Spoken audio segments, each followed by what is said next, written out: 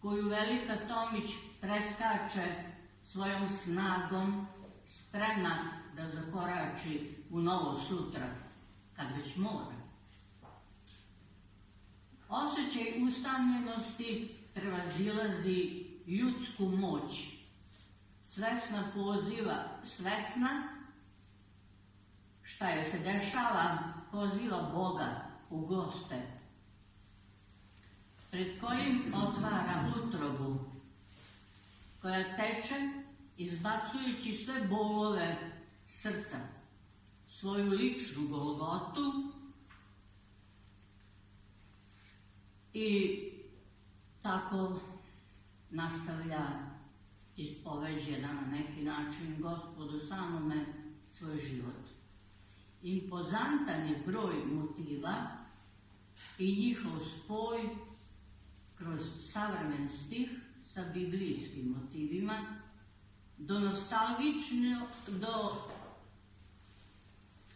nostalgičnih pripeva, jauka, čak do leleka.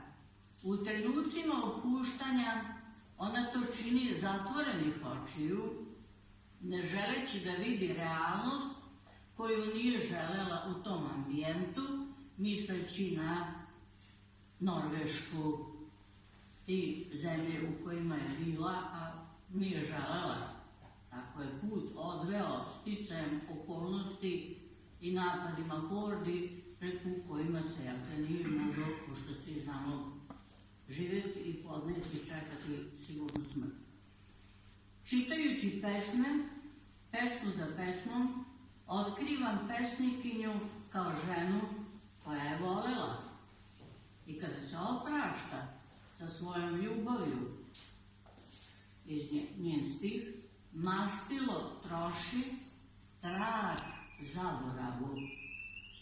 Ona ne želi da zaboravi, već da ostane večni trag u ovoj zbirci, kao što je i u duši pesnikinje. Zainteresovala me reč Žiška, koju često ponavlja, skrećući pažnju čitaocu da ona u tom Žiškom očima motri na sopstveni život, hodajući po trnju sa osmehom.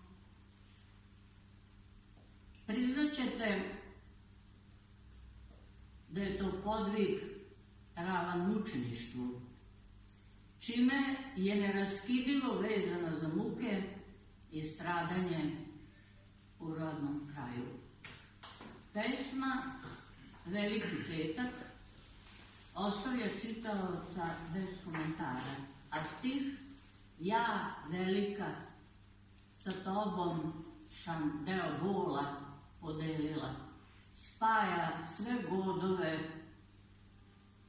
koji su iznedrili naziv zbirke, spoj mi naličja lika, anđele moj beli, čuvara Hristovog groba, glasnika, Mileševskog belog anđela, anđela čuvara.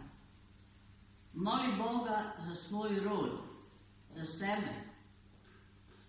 Iako to decidirano ne kazuje, nego metaforično se ova zbirka sem ispovesti kao pred sveštenikom pretvara pred našim očima u molitvu Gospodu, verujući da je čuje.